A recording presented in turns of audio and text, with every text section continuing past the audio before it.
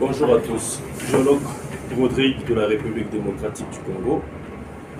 Je reviens vous parler d'un élément qui est utilisé partout dans le monde, d'un élément qui est indispensable à notre vie, c'est donc le coltan. Le coltan, élément retrouvé en République démocratique du Congo, n'est qu'une combinaison de deux minéraux, notamment la colombite et la tantalite. Alors, les éléments recherchés dans le coltan sont donc les niobium, que nous avons appelé jadis colombium, et le tantal. Donc, pour minéraux de tantal, la tantalite. Pour minéraux de niobium, vous avez ce qu'on appelle la colombite, et n'est-ce pas, on a couplé les deux mots puisqu'ils sont trouvés sous forme d'oxyde dans la nature, ensemble, et appelés coltan ou encore colombite tantalite. Le coltan, pourquoi est-ce que cet élément est tellement recherché dans le monde? C'est parce que dans le coltan, vous avez un élément tel que le tantal, qui est un élément utilisé dans l'aéronautique, un élément utilisé dans tout ce qui est électronique, un élément utilisé aussi dans la fabrication d'implants. Pourquoi? Parce que le tantal ne réagit pas au fluide corporel. En tant que géologue de cette république, j'aimerais bien, n'est-ce pas, vous parler, n'est-ce pas, d'une manière géologique de ces deux éléments, n'est-ce pas, notamment le niobium et le tantal.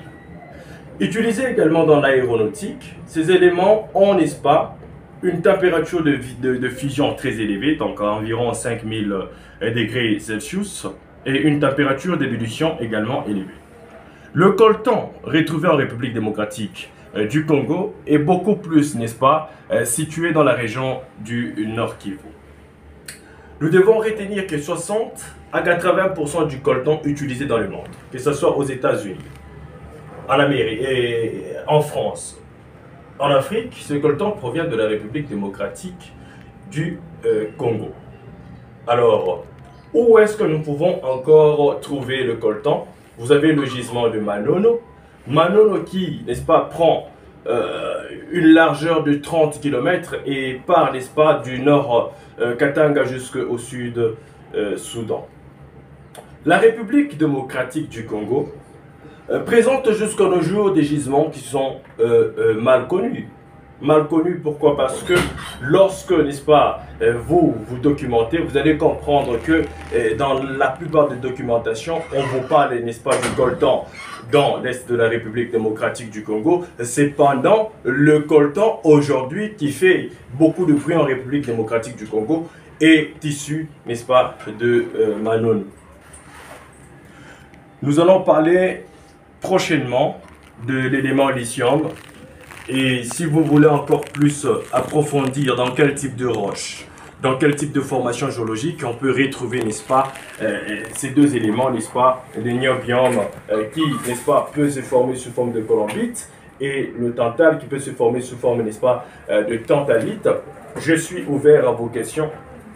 Vous pouvez toutefois trouver sur ma chaîne mon numéro, vous pouvez m'écrire et nous allons, n'est-ce pas, décortiquer cette histoire de colombo, tantalite ou encore coltan. Retenons par ici que en dehors du tungstène, en dehors du rhénium, en dehors de l'osmium, qui présente aussi des températures d'ébullition et de fusion élevées utilisées dans l'aéronautique, vous avez, n'est-ce pas, les niobium qui vient aussi en 4e ou 5e position, possédant ainsi une température de fusion et d'ébullition élevée. Géologue Rodrigue de la République démocratique du Congo.